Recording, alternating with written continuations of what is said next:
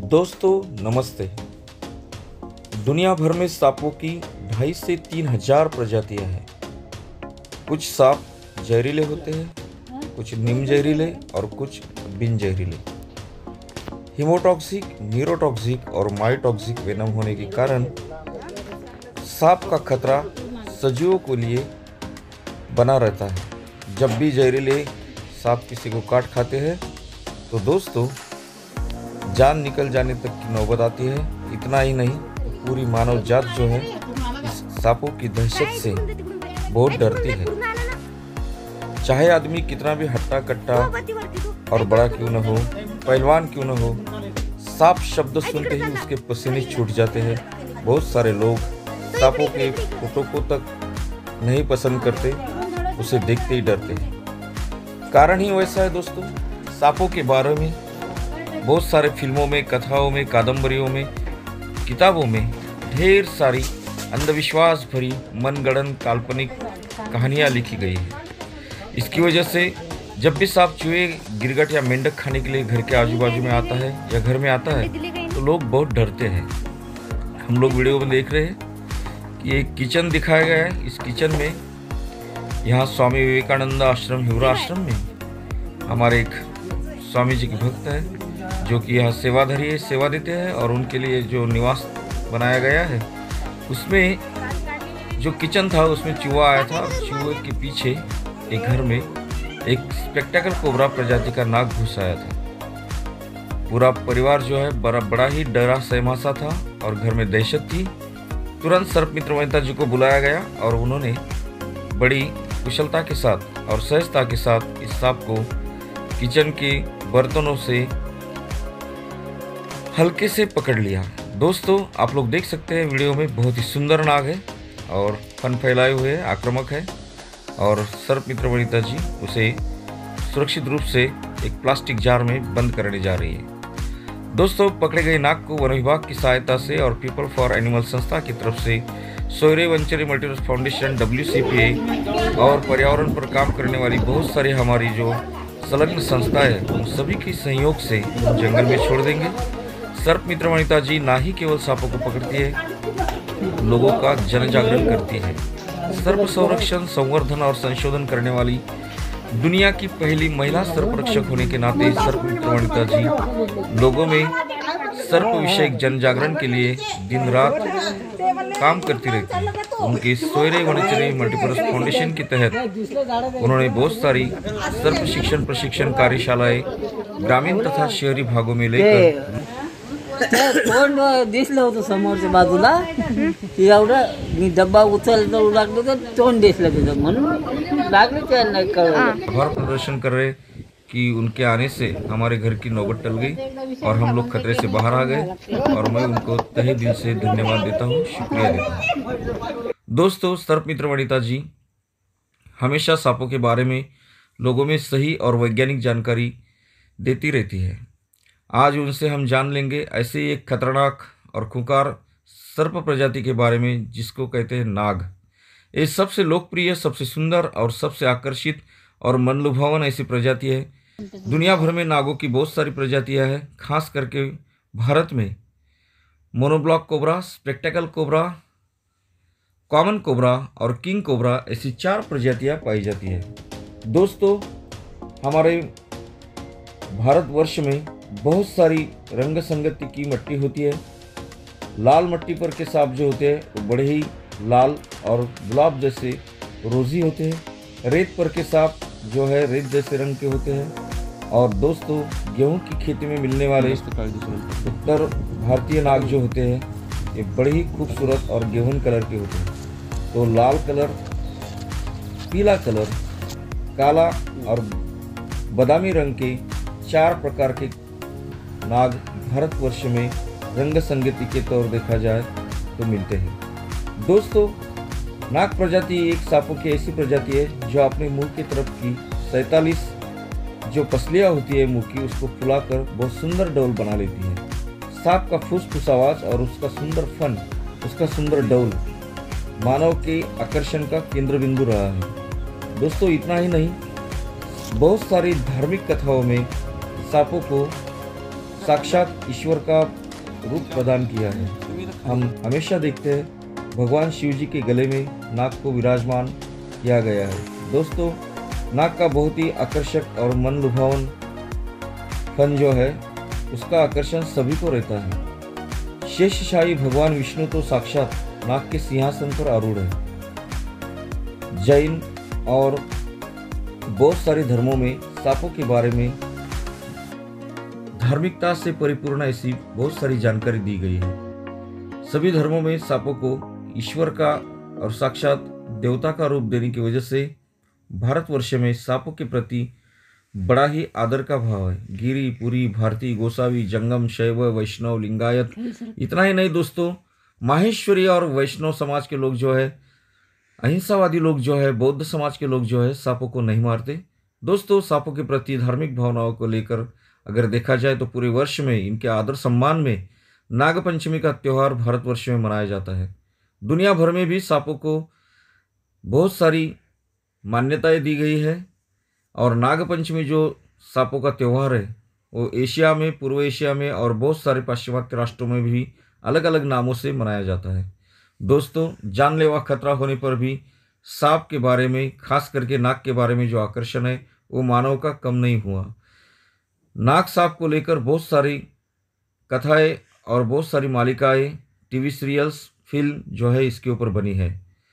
नाग को लेकर बहुत सारे पिक्चरों ने खूब सारा आर्थिक रूप पर बिजनेस भी किया है, जिसमें मैं बदला लूँगी, दूध का कर्ज, नगीना निगाहें, इतने बहुत सारी ऐसी नागों के ऊपर फिल्माई गई फिल्म है, जिसमें इच्छाधारी नाग, मणिधारी नाग नाग नाग और बहुत सारे खूबियों से परिपूर्ण चमत्कारिक और जादुई शक्ति रखने वाला नाग, ऐसे नाग के बहुत सारे विविध रूप दिखाए गए, जिससे लोगों के मन में इस नाग के बारे में अंधविश्वास भरी बातें बस गई है। लेकिन दोस्तों, वास्तव में ऐसा है कि सांप जो है इसको अंतर्करण बहिर्करण नहीं होते। सांप सुनने की क्षमता नहीं रख पाता, इसलिए उसको भाषा का ज्ञान नहीं होता। सांप आज्ञाकारी नहीं होता, किसी की आज्ञा नहीं सुन पाता। उसकी नज़र बड़ी तीक्ष्ण होती है और उसकी नज़र के सामने जिस बाजू से चीज़ हिलाई जाए तो उस हिलने डुलने वाली चीज़ को देखकर वो कुंडली बना लेता है और सावधान बनकर हल्ला बोल देने के लिए अपना पवित्रा लेता है। दोस्तों, मदारी लोग जो होते हैं बीन के नीचे रुमाल बांध देते हैं, रुमाल रंगीन होता है और उसके बाजू में गोल गोल फिरते हैं तो नाग ऐसी सुंदर सी गोल कुंडली बना लेता है।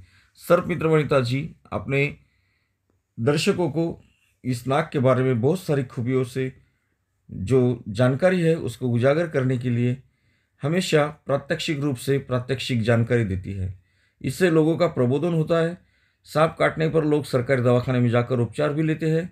और दोस्तों, जड़ी बूटी, मंत्र तंत्र, अंधविश्वास भरी बातों को छोड़कर लोग सांपों की वैज्ञानिक जानकारी होने की वजह से उसके प्रति सही ज्ञान रखते हैं। हमारे महाराष्ट्र प्रदेश में, खास करके हमारा बुल्ढाना जिला और मेहकर के प्रदेश में सर्पदंश मृत्यु का प्रमाण जो है ना के बराबर है। 0 पर लाके मैडम जी की जनजागरण मुहिम ने रखा है, जिससे लोग अभी नाग के काटने पर दवाखाने में जाकर उपचार करते हैं।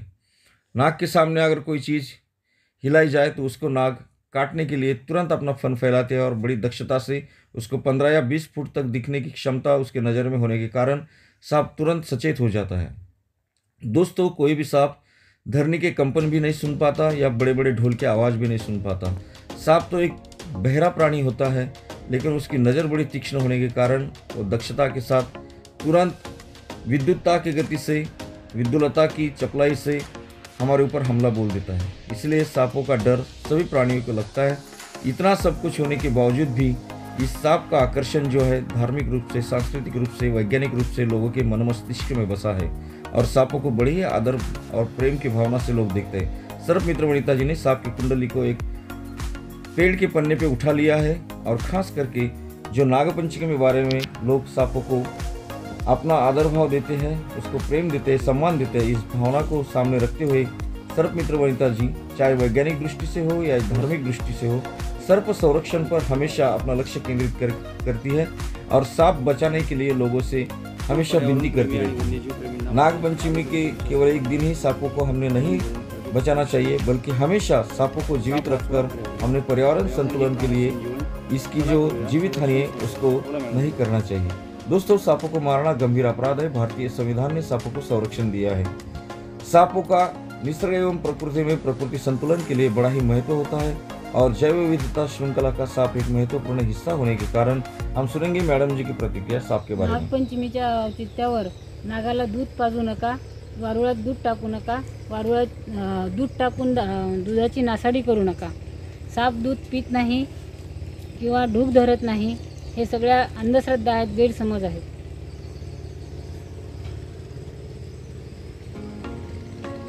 दोस्तों, इस पकड़े गए सांप को हम वन विभाग की सहायता से जंगल में छोड़ देंगे। आप लोग देख सकते हैं एक बहुत ही सुंदर फन फैलाते होते हुए ये कोबरा जो है जिस दिशा में मैडम जी आजू बाजू में घूम रही है उस दिशा में वो बड़ी दक्षता के साथ अपना फन फैलाकर देखने की कोशिश कर रहे हैं। दोस्तों, कोई भी सांप खुद होके नहीं काटता। नाक करके जो सांप होता है वो उसके सामने अगर कुछ चीज़ हिलाई जाए तो उसके ऊपर आकर्षित होकर सामने की ओर देख लेता है, लेकिन पीछे की ओर उसके फन पर जो सुंदर डिज़ाइन होती है वो आंखों की जैसी होती है और सामने वाले फन के नीचे भी 2 काले धब्बे होते हैं, जिससे कि सांप को आगे से 2, पीछे से 2 और आजू बाजू में 2 ऐसी 6 आंखें होने का प्रतीत उनकी शत्रु पक्षों को मिलता है और ऐसा लगता है कि सांप बड़ा ही सचेत है और चारों ओर से अपनी तरफ देख रहा है। लेकिन जो डिज़ाइन होती है वो आँख के कलर की होती है, आँख की जैसी होती है, उसको हम स्पेक्टेकल मार्क कहते हैं या उसको संस्कृत में ओम जैसा चिन्ह कहते हैं, ओम, या कुछ लोग उसको हिंदी में 10 नंबरी सांप या 10 का आंकड़ा भी बोलते हैं। दोस्तों, सांप के फन पर कोई मार्क हो या ना हो, डिजाइन हो या ना हो, फन फैलाने वाले सभी की सभी प्रजाति के सांप जो है नाग होते, क्योंकि सांपों में खाली नाग एक ऐसी प्रजाति है जो फन फैलाती है, फुसफुस आवाज करती है। बड़ा ही सुंदर और डौलदार रूप, मन लुभावन ऐसा उसका स्वभाव, इसलिए सांप हमेशा सभी को प्रिय लगता है। नागों के प्रति लोगों की बहुत सारी मान्यताएं है, बहुत सारी भावनाएं है, लेकिन खास इसकी विशेषता यह है कि सांप जो है इसके आंख के ऊपर बाल नहीं होते, इनकी त्वचा जो है एक कवच जैसे शील्ड की बनी हुई होती है। सांपों के आंखों में पंखुड़ियाँ नहीं होती। सांप जो है अपनी जुबान से वातावरण का जायजा लेता है, कहाँ ठंडक है, कहाँ अंधेरा है, कहाँ भक्ष्य है, कहाँ शत्रु है, कहाँ मित्र है।